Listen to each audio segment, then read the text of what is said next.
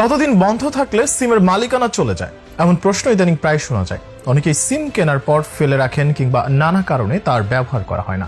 একসময় দেখা যায় ওই সিম আর সচল নেই। ফেলে রাখা সিম কেন হঠাৎ অচল হয়ে গেল তা খোঁজ নিতে গিয়ে জানতে পারলেন যে আপনার ওই সিমের মালিক এখন অন্য কেউ।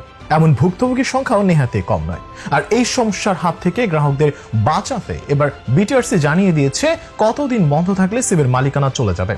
চলুন তাহলে জেনে নেওয়া যাক ঠিক কতদিন বন্ধ থাকলে আপনার সিমের মালিকানা হারাতে হবে। সিমে থাকা ব্যালেন্সের মেয়াদের মতো সিমেরও রয়েছে নির্দিষ্ট মেয়াদ, তবে এই মেয়াদ ততদিন পর্যন্ত উত্তীর্ণ হবে না যতদিন আপনার সিমটি সচল রয়েছে। নানাবিধ কারণে সিম কেনার পর তা আমরা অনেকে ব্যবহার করি না। রিচার্জ করা, কল আদান প্রদান ও মেসেজ করা থেকে বিরত থাকি। একসময় দেখা যায় সিমটি বন্ধ হয়ে গেছে, পরবর্তীতে দেখা যায় যে দীর্ঘ সময় বন্ধ থাকার কারণে আমাদের শখের কেনার সিমটা অন্য কেউ ব্যবহার করছেন। বাংলাদেশ টেলিযোগাযোগ নিয়ন্ত্রণ কমিশন থেকে জানা গেছে বন্ধ সিমের মালিকানা সংক্রান্ত একটি নিয়মে টানা 15 মাস বা 450 দিন সিম বন্ধ থাকলে সিমের মালিকানা চলে যায়। সম্প্রতি দেশের একটি মোবাইল অপারেটর তাদের গ্রাহকদের এই তথ্যটি ফের মনে করিয়ে দিয়েছে। অধিকাংশ মানুষই এখন একাধিক সিম ব্যবহার করে থাকেন। সিমের সহজলভ্যতা এবং একাধিক সিম ব্যবহারের সুবিধার কারণে অনেকেই কাজটি করেন, তবে অনেক সময় বিভিন্ন কারণে প্রয়োজনীয় সিম ছাড়া অন্য সিমগুলো ব্যবহার করা হয়ে ওঠে না। সেক্ষেত্রে সিমগুলো বন্ধ হয়ে পড়ে থাকে দীর্ঘ সময়। ক্ষেত্রে ওই সিমটি হঠাৎ আপনার প্রয়োজন হতে পারে, কিন্তু তখন দেখা যায় নির্ধারিত সময়সীমা পেরিয়ে যাওয়ায় সিমটির মালিকানা পরিবর্তন হয়ে গেছে, অর্থাৎ সিমটি অন্য কেউ কিনে নিয়েছেন।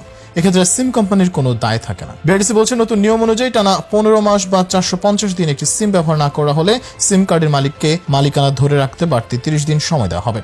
এই হিসেব অনুযায়ী 480 দিনের মধ্যে বন্ধ থাকা সিমটি চালু না করা হলে সেটির মালিকানা আর গ্রাহকের থাকবে না। এই সময়ের মধ্যে সিম সচল না করা হলে সংশ্লিষ্ট সিম কর্তৃপক্ষ বা মুঠোফোন অপারেটর সেটি নতুন করে আবার বিক্রি করতে পারবে। গত বছর এক পরিসংখ্যান অনুযায়ী দেশের শেষ এক বছরে মুঠোফোন গ্রাহকদের সংখ্যা বেড়েছে 1,15,00,000, আর নভেম্বর পর্যন্ত গ্রাহক সংখ্যা 18,13,00,000। আর গত অর্থ বছরে দেশে উৎপাদিত মুঠোফোনের সংখ্যা 2,61,00,000। তার আগের অর্থ বছরে ছিল 1,49,00,000। এছাড়া বিগত অর্থ বছরে আমদানি হয়েছে 1,52,00,000 মুঠোফোন। তার আগে অর্থ বছরে তা ছিল 1,45,00,000। এছাড়া দেশে গত এক বছরে 4G গ্রাহক বৃদ্ধি পেয়েছে 2,34,00,000। নভেম্বর পর্যন্ত মোট গ্রাহক সংখ্যা 6,91,00,000। আর এই ব্যবহারকারী সংখ্যা বৃদ্ধির কারণে এই দীর্ঘ সময় বন্ধ থাকা সিমের বিরুদ্ধে নতুন আইন জারি করা হয়েছে।